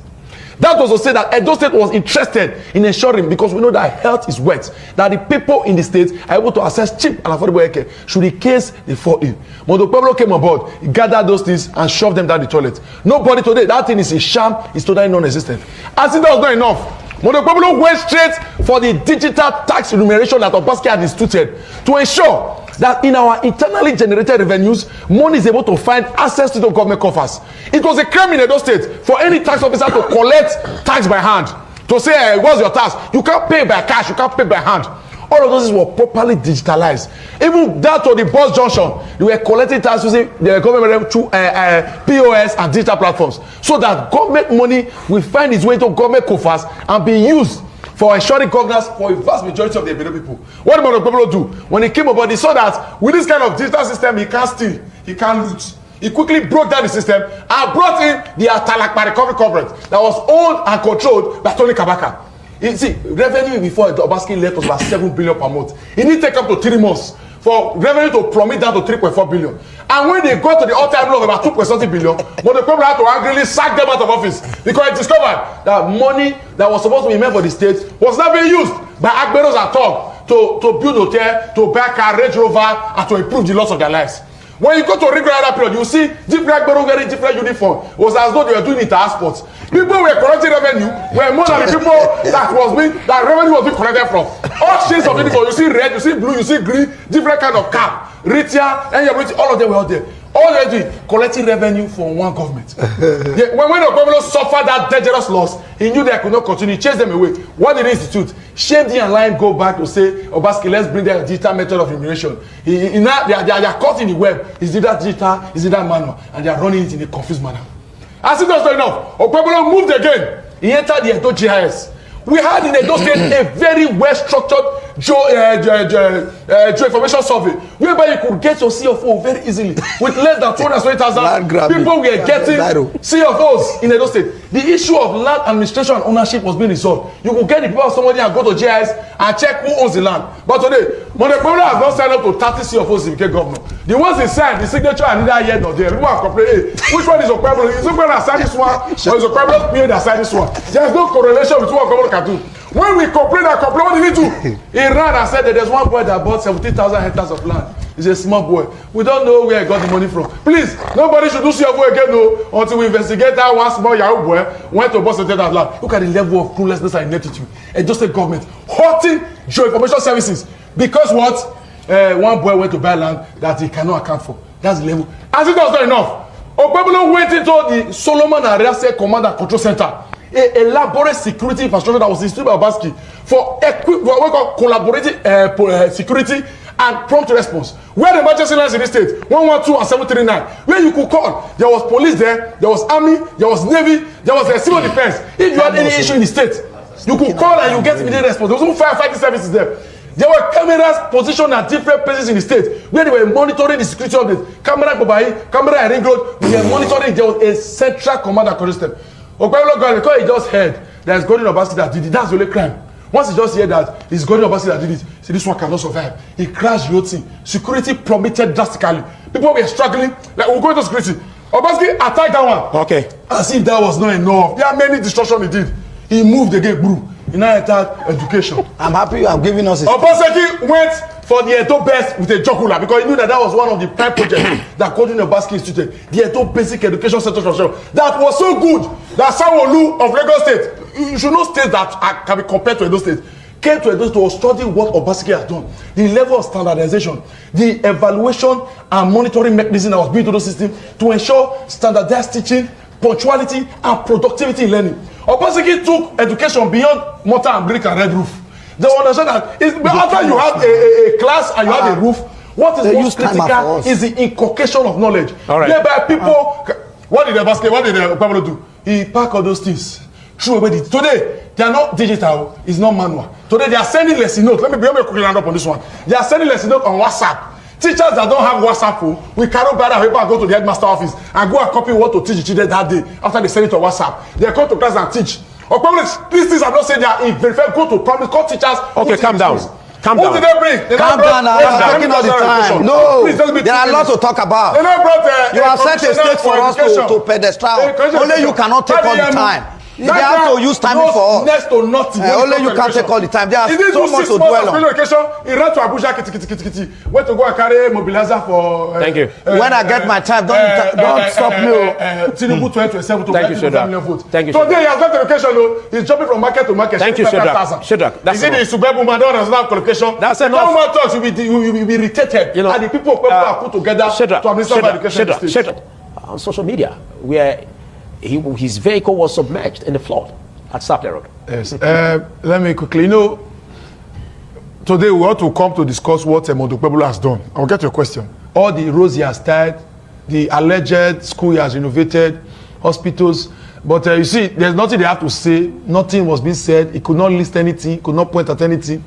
There's only flyover on Sapler Road. There's nothing to show that shows purposeful direction or meaningful contribution to good governance. Okpebolo has wasted those states. Aside the wasting, I had listed clearly all the things he saw that he has destroyed. We're not talking about what he has done, no. The one he saw that he has destroyed. But let's go to what the question you're asking. You're asking me about Obaseki not wanting to engage in federal roads. See, if you understand the principle of democracy, what we run today in Nigeria, there's what we call the doctrine of separation of power. There's a doctrine of separation of power. In that doctrine of separation of power, everybody has what is given to them to do. There's roles and responsibilities. There's duties.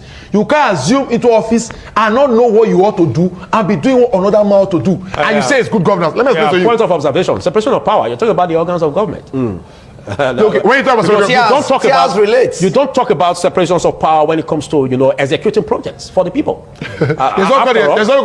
After all, the people need this project. Federal responsibility. And so you tell me that as a governor, you have to demarcate what is your responsibility as a governor for your people. Have you heard of what called the exclusive list? Isn't that a fact? Have you heard of what called the exclusive list and the concurrent list? Are you in Nigeria?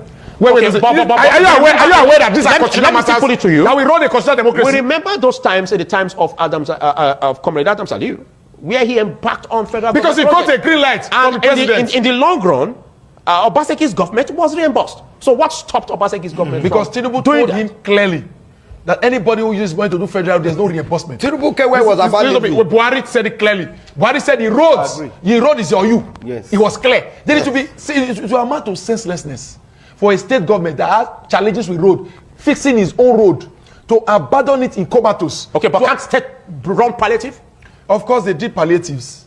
Of course, Obaseki did palliatives. But the palliatives certainly won't last because those roads are always on high trailers. They are trolling roads, passing there from the whole of, from going from the north to the southeast, from the north to the southeast, you must come through Edo. All of the south states, they all go through Edo to access the north, the east and the west.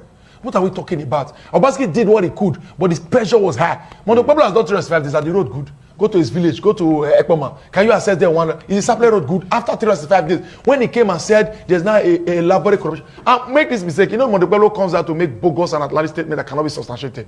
What's the proof? What contractor did Mondo Pablo give the work that's working on supply road? Mondo Pablo has not given anybody any bloody contract to do anything on supply road. What he does is to go and call David Umai and beg him to run down. Every time supply road, it's not David Umai has brought to please help me. It is federal government that is doing it. But because Mondo Pablo has abandoned his duty as a governor, he's now acting as the SSC to the president on Edo mobilization. That's why he's always running to look at all the projects. When all the projects when he does not care about, see, if this man can name 5 roads that Mondo Pablo has started in Edo South, in this 5, I'm not saying not completed though, 5. He will give us the name and location. So that's a small number. I will.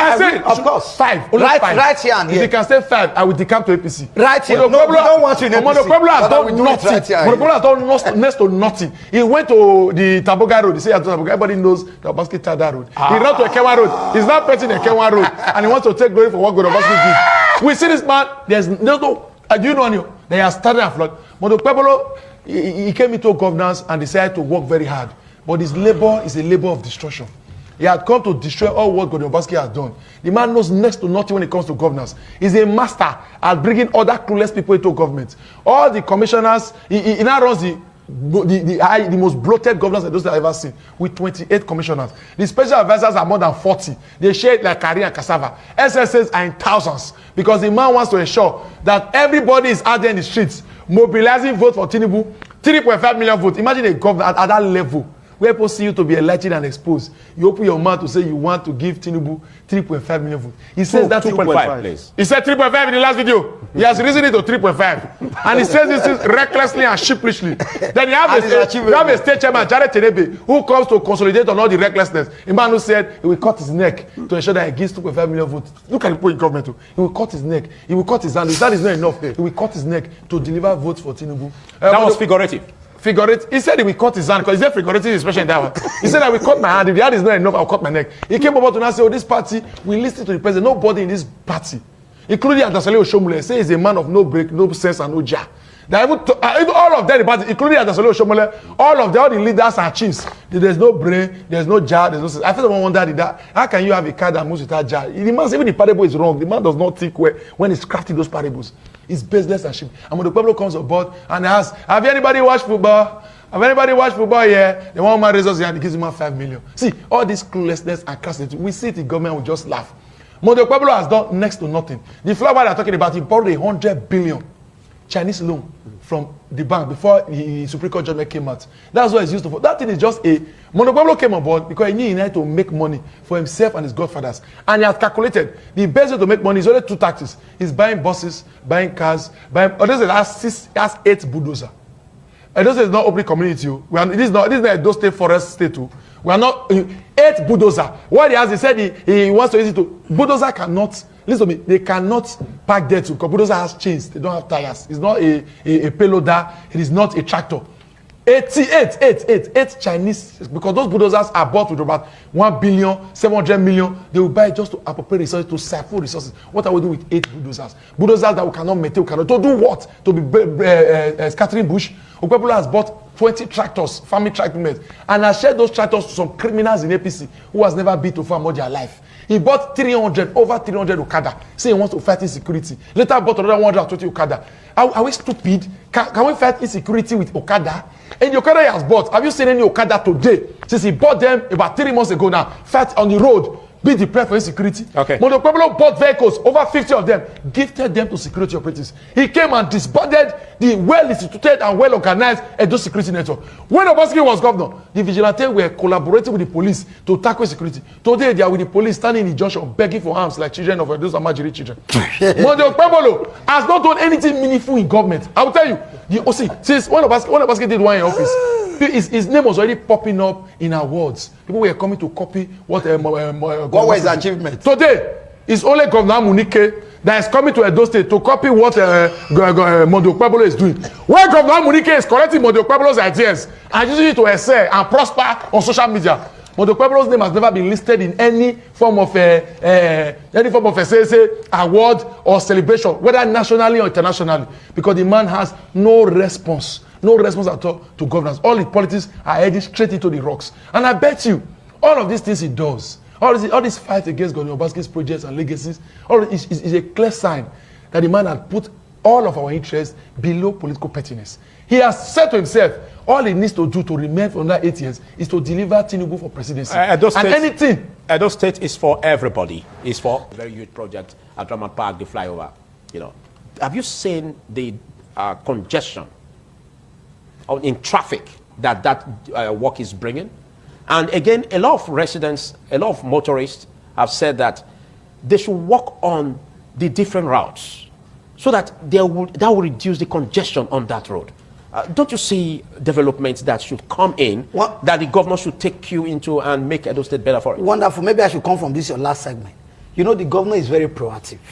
And he sees the pain of the people even before some of them see. Because he is from the same ordinary person, assume, that all of us are, or majority of us are. He did come from the bourgeois family. So the governor, he's a commoner. Yes, of course, commoner like us. All 2 times the governor visited this project site. You hear him say, excepting for those who, because they don't like his face, they don't intend to hear what he's saying. He will always appeal to contractors to do all they can to make sure the motorists are not going through hard time. But you can also take it away. Be an appeal? I'm coming. You can't say that. Of course. Now let me tell you. A governor does not appeal to contractors. No, you cannot. I'm looking at. Why don't you just give me a question? I'm giving you a direction. I'm looking at what the governor has done in terms of developing other roads, linking roads, so that while that congestion is there, palliatively, motorists can use other channels. Of course, that seems not to be coming. Now let me also tell you, even if you want to talk an alternative roads, there are vehicles that can never use alternative roads. Those alternative roads, for the fact that it's not fully tied, some are just maybe graded for period of time, as it were. This government, if he wants to construct a road or embark on a project, is an holistic one, not wait and see kind of roads. Okay. That tomorrow you come, both the quota and tire packed, washed away. No. Now they are doing major roads. Some of those vehicles plying those routes may not have to ply an avenue. They have to go straight, because if they ply an avenue, where are they coming out to? And also depend on the kind of vehicle. Let's put that aside. Okay. He has always told contractor, all you can to reduce the pains of my people. So listify projects. For example, in Temboga Road, Temboga work. I am coming now. You can take the camera to Temboga and ask the people. When the governor was campaigning, he went to Temboga and Ute houses, and he did assure them that if he wins, he was coming, that was going to be his first project. He worked on that. And immediately he came, that was his project. Okay. And not just only Temboga Road, all the road houses around there. Then you now go to Obe one. You mean the linking roads? Of course. You now go to Obe one. On the link roads? Of course. With villages, I am coming now. One street inside it leads to Ute. What I say? One road inside a little. It's not one. Temboga. Don't call it Temboga. He has not said one. He has mentioned one. He has not said this one. I've mentioned two. Now you now go to which is the second one? I said Temboga, Ute. There's no Temboga. That Temboga road is Obaseki's road. Why you claim Obaseki never did? Okay. No, the governor worked on it. No, listen. That road where you had that Shomole house. Is it not that what we call Temboga? Is that not tied? Is it tied road? Let me be clear. But the governor worked on it again. You work on what has been worked on? What's the kind of special you're talking about? Obaseki. When the people then revolted that they were not going to vote for his party, about 2 weeks to go, he ran there with Caterpillar. And he wanted to do the job. But unfortunately, the contractor heard that this government, if he doesn't listen to what he said. Listen to what he said. He said that the governor worked on what has been worked upon. That means there's a failure in what they did. So what exactly did the governor do on that road? Okay. The governor started from the base to the level it is. He expanded the road. Okay.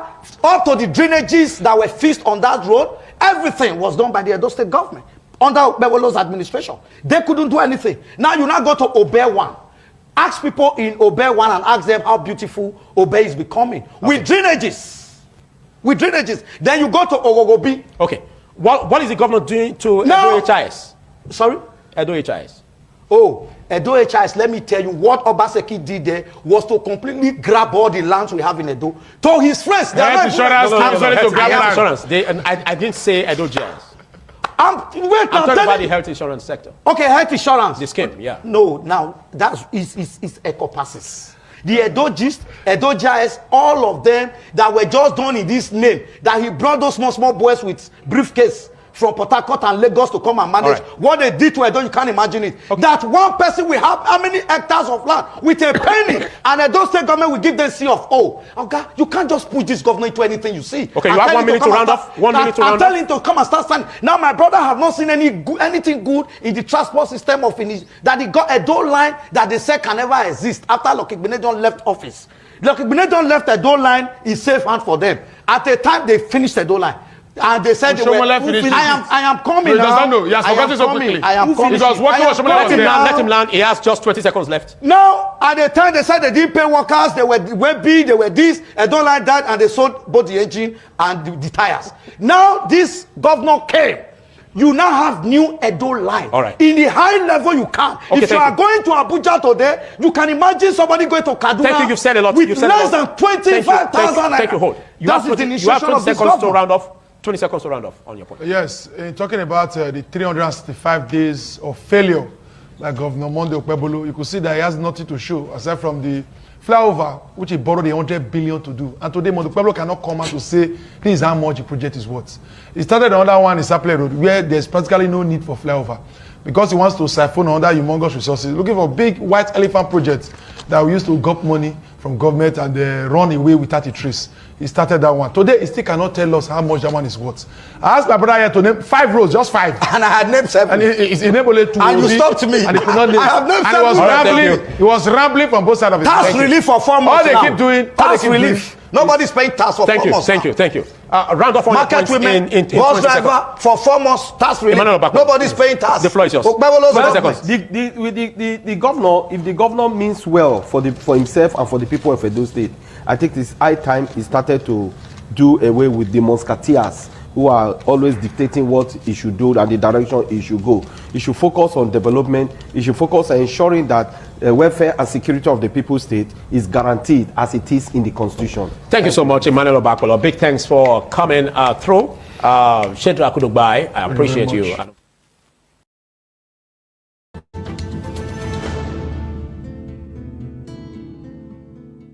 So, a high-profile event at the Museum of West African Art in Benin City, attended by investors, artists and foreign diplomats, descending into panic and forced to shut down after angry protesters stormed the venue. Videos showed a group insulting foreign guests and ordering them to leave after entering the grounds of the Museum of West African Art, or MOA, in Benin City on Sunday. The protesters were angry that the museum was not called the Benin Royal Museum and was not under the control of the Oba of Benin. The guests had to be evacuated under tight security. Hours later, it emerged that the governor of Edo State, Monday Okpebolo, has revoked the land title granted to the museum by the administration of the former governor, Godwin Obaseki. So what should have been a celebration of the proud art and culture of the people of Benin in an institution that was poised to give Nigeria global significance has now degenerated into a political dispute between the previous and current state administrations. So how has it come to this? Rita Osakwe has this report. Protests hit Benin City over the weekend as controversy over a new museum escalated. At the heart of the controversy is the Museum of West African Art, or MOA, a multi-million-dollar project conceived by former Governor Godwin Obaseki.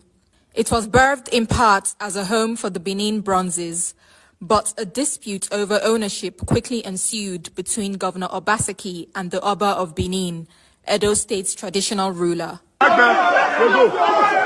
This video shows a group of protesters ordering foreign guests who had traveled to the city for the museum's first exhibition to leave its grounds. They say the museum should be under the control of the Oba.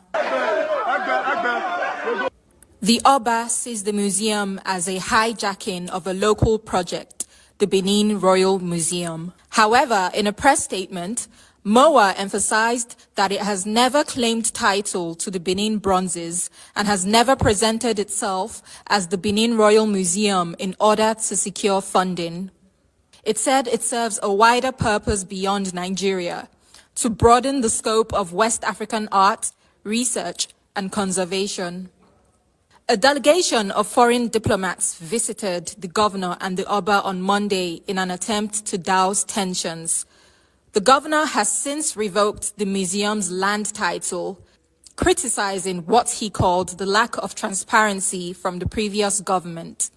What was hailed as a significant contribution to Benin's economic and cultural development has now devolved into a political squabble. And with no official date for its opening, and now no land title, the future of the Museum of West African Art remains in question.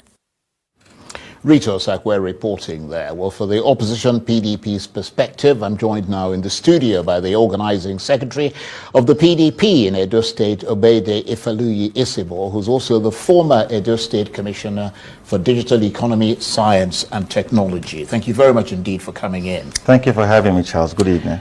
So, an institution that was supposed to foster innovation and collaboration, elevate the legacy of West African art, but now it's stuck in the mud, in the full glare of the international community. I mean, this is not good optics for Edo State or for Nigeria, for that matter, is it? Not at all, and it is very embarrassing. It was shocking to Nigerians that such a lofty idea that was supposed to elevate the Benin Kingdom and paint us in the light that we deserve to be painted was tarnished by a set of hooligans, we'll call them, who perpetrated such barbarism to bring embarrassment to the Benin Kingdom and to the Nigerian people. And just to make a quick correction, there is no dispute between the former Governor Godwin Obaseki